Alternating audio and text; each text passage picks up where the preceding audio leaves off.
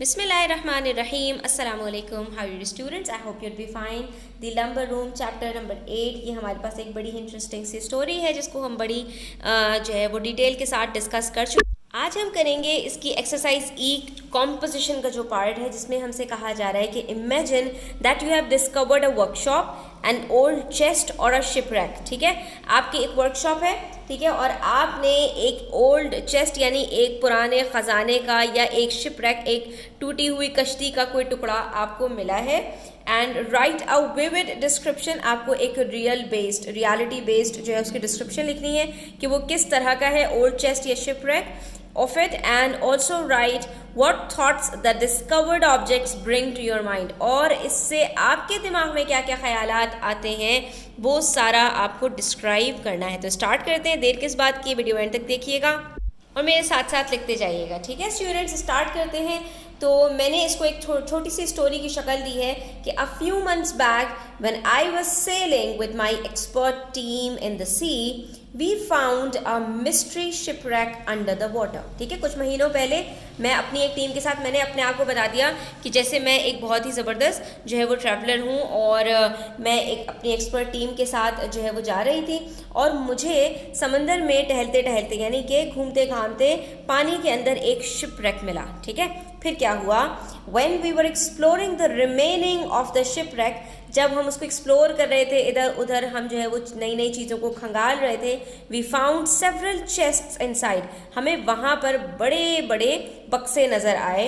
These were strong boxes made up of metal and locked with the lockers। और हमने देखा कि वहाँ पर ये जो सारे बक्से थे हमारे पास, ये सब जो है वो तालों से बंद किए गए थे। I and my friends suspected that there might be a great treasure inside those chests। तो हमने यही समझा कि यकीनन इन बक्सों के अंदर बहुत सारा ख़जाना छुपा हुआ होगा। One old treasure trunk sat in the corner of the rooftop। अब वहीं पे जो शिपरैक था तो उसके अंदर हमारे पास जो है वो स्टोरीज होती है ना, यानी एक मंजिला दूसरी मंजिल, तो इस तरह की एक जो है ना ऊपर वाली जो मंजिल थी वहाँ पर एक कोने में हमें एक पुराना सा ट्रंक नज़र आया जो कि एक कोने में पड़ा हुआ था।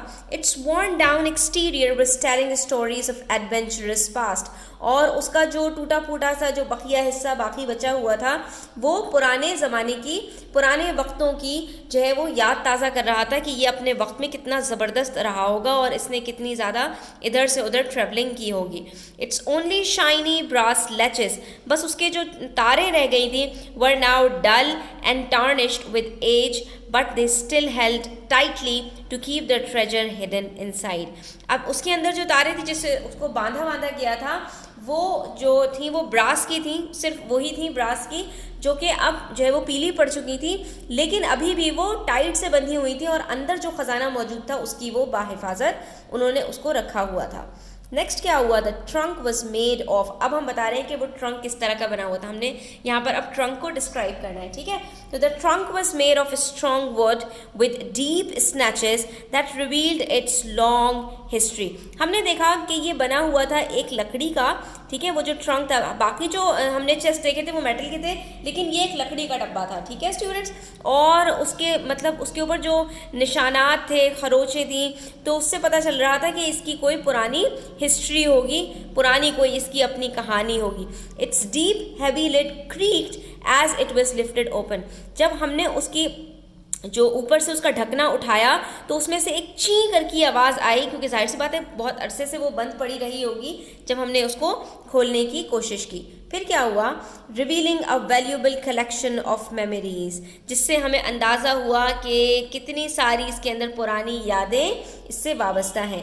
Inside there were faded photographs, yellowed letters and trinkets from around the world। हमें अंदर से मिला क्या, हमने क्या सोचा था कि अंदर से ख़जाना निकलेगा, लेकिन उसमें से क्या चीज़ें निकल रही हैं, उसमें से जो है वो पुरानी जो है बिल्कुल बोसीदा फ़ोटोग्राफ्स निकली, पीले पीले से लेटर्स निकले और कुछ ज्वेलरी का सामान निकला जो कि दुनिया जहान के मुख्तलिफ जगहों से ताल्लुक़ रखता था।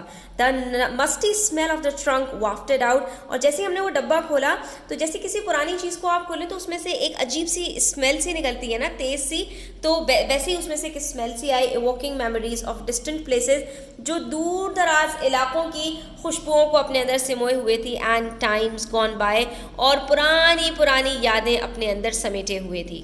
तो गोया कि जैसे वो डब्बा खुला तो पुरानी और दूर दराज की जो यादें थी ना, वो भी उसके साथ बाहर आ गई। As I hunted through the trunk, it filled my mind with wonder, and one couldn't help but imagine the adventures and stories it had to tell. जब मैंने उसको ज़्यादा जो है खंगालना शुरू किया तो मेरा जो दिमाग था वो हैरत से भर गया, और कोई शख्स अपने आप को नहीं रोक सकता उसके एडवेंचर्स और स्टोरीज़ जो वो हमें बतला रही थी। यानी कि एक आप समझ लीजिए कि अपने घर में भी हमें कोई बहुत पुरानी तस्वीर मिलती है, कोई पुराना बॉक्स मिलता है, तो उससे हम अपने पुराने वक्तों में वापस चले जाते हैं। वो सारी यादें हमारी जो उससे जुड़ी हुई होती हैं वो ताज़ा हो जाती हैं। बिल्कुल इसी तरह से ये डब्बा भी जब हमने खोला तो इससे पुराने वक्तों की जो यादें थी और इससे जुड़ी हुई जो चीज़ें थी वो सारी खुलकर सामने आना शुरू हो गई। There was a sense of mystery and magic about the trunk. अब जाहिर सी बात है, जो मुझे ये ट्रंक मिला था तो मैं तो इसका ओनर नहीं था ना, मैं तो इसकी ओनर नहीं थी, तो अब इसके अंदर बहुत सारे मैजिक और बहुत सारी मिस्ट्रीज़ जो है वो जुड़ी हुई थी। As if it held secrets and jewels from a distant age. ऐसा लग रहा था कि जैसे बहुत पुराने ज़माने की कोई मेरे पास नायाब चीज़ सामने आ गई हो। तो स्टूडेंट्स, यहाँ पर हमारा आज का लेसन जो है वो एंड होता है। आई होप कि ये आपके लिए हेल्पफुल रहेगा। तो वीडियो अच्छी लगी हो लाइक कीजिएगा, अपने फ्रेंड्स के साथ शेयर कीजिएगा। चैनल सब्सक्राइब नहीं किया तो सब्सक्राइब कर लीजिए। अपना ख्याल रखिएगा। अल्लाह हाफ़िज़।